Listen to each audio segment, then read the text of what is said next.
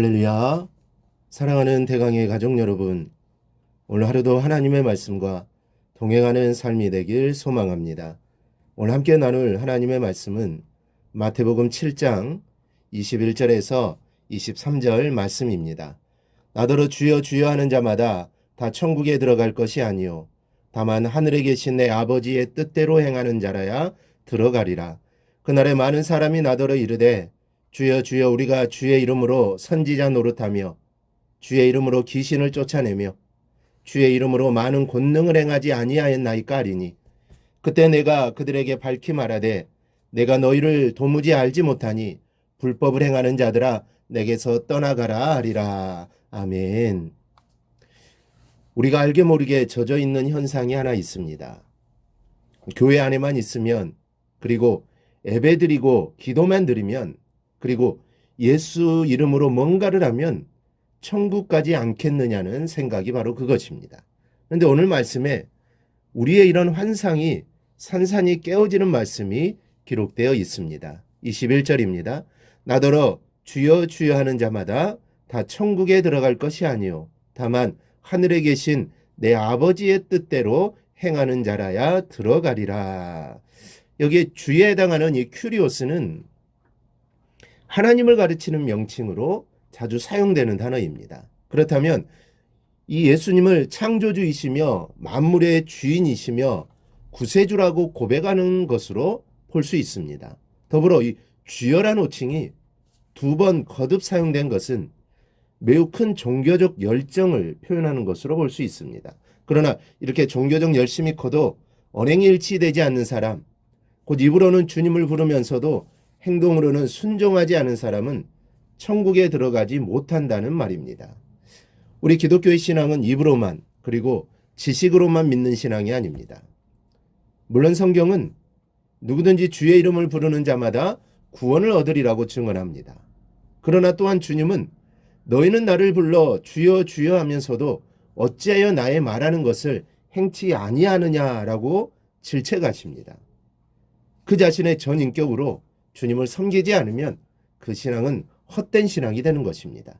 즉, 지 정으로만 주님을 고백하고 사랑하는 것으로 그치고 의지적으로 그 말씀에 실천하지 않은 신앙은 무효라는 점을 우리는 유념해야 합니다. 그러므로 입으로만 주를 섬기는 신앙으로는 결코 주님께 성도로 인정받을 수 없다는 점을 명심해야 합니다. 작은 것이라도 순종하고 실천하는 성도가 주님의 진짜 성도입니다. 그리고 22절 3절을 내용을 보면 단순히 자신만을 위한 신앙생활을 한 것도 아니고 주님의 이름으로 귀신도 쫓아내고 권능도 행했는데, 즉 타인을 위해 이런 일을 행했는데 주님은 내가 너희를 알지 못한다고 하셨습니다. 왜 주님이 이런 말씀을 하셨을까요? 이 문제에 대한 해답을 사무엘서에서 찾을 수 있습니다. 사무엘이 사울의 뒤를 이을 왕을 이새의 아들 중에서 선택하고자 할 때 하나님이 그에게 뭐라고 말씀하셨습니까? 그의 용모와 키를 보지 말라. 내가 이미 그를 버렸노라. 내가 보는 것은 사람과 같지 아니하니 사람은 외모를 보거니와 나 여호와는 중심을 보느니라. 이 말씀에 비추어 볼 때 이 본문에 등장하는 주의 이름으로 타인을 위하는 일을 했음에도 불구하고 하나님께 인정받지 못한 자들은 중심이 잘못되었기 때문입니다. 그들의 중심에 어떤 문제가 있었겠습니까? 먼저는 외관상의 열심에서 그친 것이 문제입니다. 이 점은 거의 모든 우리 그리스도인들이 항상 조심해야 하는 부분입니다. 많은 사람들이 주의 일을 하는데 맹목적인 열심일 때가 많습니다. 내가 하는 이 일을 통하여 하나님이 영광 받으시기를 간절히 바라는 마음을 한순간도 놓치지 않고 일해야 하는데 하나님을 생각하고 시작하기는 했으나 그만 하나님에 대한 생각을 까맣게 잊어버리고 단지 일을 위한 일을 할 때가 많다는 말씀입니다. 만약 우리가 직장에서 일을 하는 것이라면 이렇게만 해도 됩니다. 직장에서 직업적으로 하는 일은 결과만 틀림없으면 되기 때문입니다. 그러나 하나님의 일은 다릅니다. 하나님이 우리에게 바라시는 것은 세상의 직장처럼 무슨 이익을 기대하시는 게 아니라 우리 자신의 마음이 항상 하나님을 생각해 주기를 바라시기 때문에 단순히 결과만 가지고 말할 수 있는 것이 아닙니다. 그러므로 여러분, 하나님을 위해 무슨 일을 하든지 늘 하나님을 생각하십시오. 하나님을 생각하라는 말씀은 그저 머릿속에 떠올리라는 차원의 말씀이 아닙니다. 하나님을 위하는 진실하고도 간절한 염원을 갖고 임하라는 말씀입니다. 그래야 하나님이 나를 인정하시게 되는 것임을 잊지 않기를 바랍니다. 둘째는 교만이 문제입니다. 오늘 말씀에 이들이 선지자 노릇도 했고 귀신도 쫓아냈고 많은 권능을 행했다고 한 것을 보면 어지간히 유능한 사람들이 아니었음을 알 수 있습니다. 반드시 그런 것은 아니지만 대개 교만한 사람들은 확실히 남보다 뛰어난 능력을 가지고 있는 경우가 많습니다. 똑똑하거나 가진 것이 많거나 권세가 있거나 심지어는 남을 잘 도와주는 장점이 잘못되어서 사람을 우쭐하게 만들 때도 있습니다.